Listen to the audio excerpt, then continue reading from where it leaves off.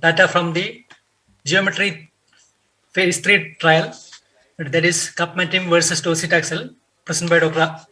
Siddharth from Raipur. Uh, Good evening.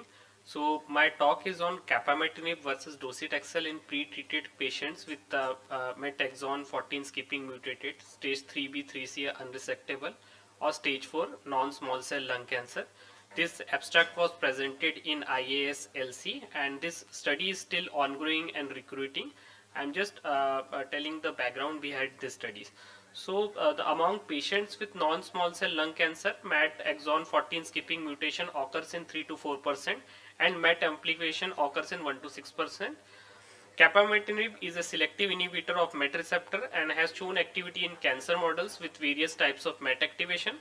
Capmatinib selective, highly potent, is approved by FDA for treatment of adults with metastatic non-small cell lung cancer and MET exon 14 skipping mutation as detected by FDA approved test. And this approval was based on overall response rate from multi-cohort phase 2 geometry mono 1 trial already discussed in previous session, evaluating capmatinib in patients with advanced non-small lung cancer and MET exon 14 mutation or MET amplification. The overall response rate in patients with MET exon 14 mutation treatment 9 was 68% and previously treated patient was 40.6%. So this current phase 3 study will evaluate the efficacy and safety of capmatinib versus docetaxel as second line or third line therapy in patients with MET exon 14 mutated locally advanced or metastatic non-small cell lung cancer.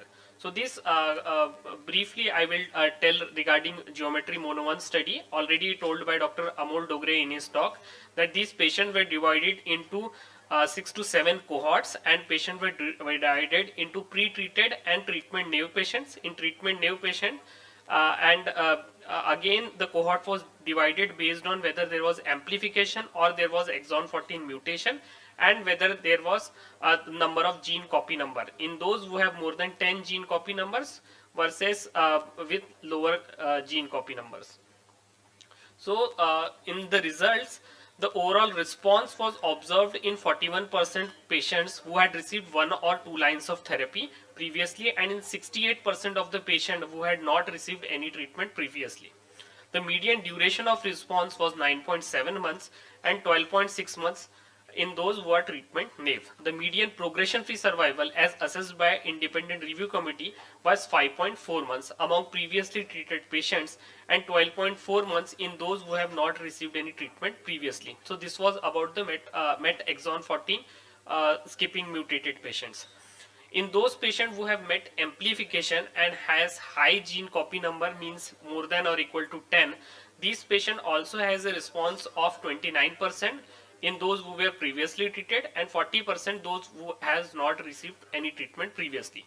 The median progression free survival in these patients was also 4.1 months and 4.2 months in those who were previously treated. However, it doesn't reach the level of significance. When we see the adverse events with this drug, then you can see the most frequently reported adverse event were peripheral edema and nausea. The adverse event of grade 3 or 4 regardless of causality were reported in 67% of the patient. The treatment related adverse event occurred in 13% of the patient. The treatment related adverse event leading to discontinuation was 11%, and death from cause other than advanced NSCLC occurring during treatment was in 4% of the patient, and one death was caused because of pneumonitis, and that was probably because of capmatinib as per the Novartis pharmaceutical. So the conclusion of this study was capmatinib showed substantial anti-tumor activity in patients with advanced NSCLC with MET exon 14 skipping mutation, particularly in those not treated previously.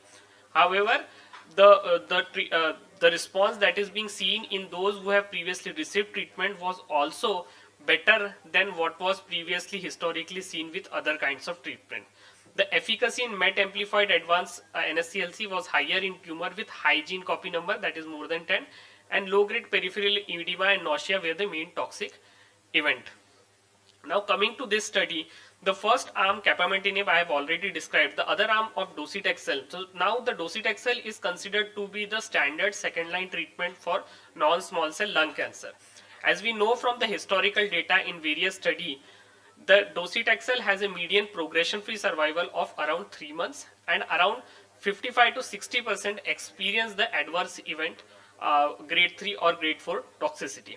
So this study tried to randomize patient capmatinib versus docetaxel in those stage 3B or stage 4 NSCLC with MET exon 14 mutation with more than one measurable lesion, and those who have progressed on one or two prior lines of systemic therapy for unresectable or metastatic disease in palliative setting, and these drugs were continued till progressive disease. The primary endpoint of this study was progression free survival as per blind independent review committee, and the secondary endpoints were investigator assessed PFS, investigator and blind independent committee reviewed overall response rate, time to tumor response, duration of response, disease control rate, overall survival, intracranial response rate, and time to intracranial response.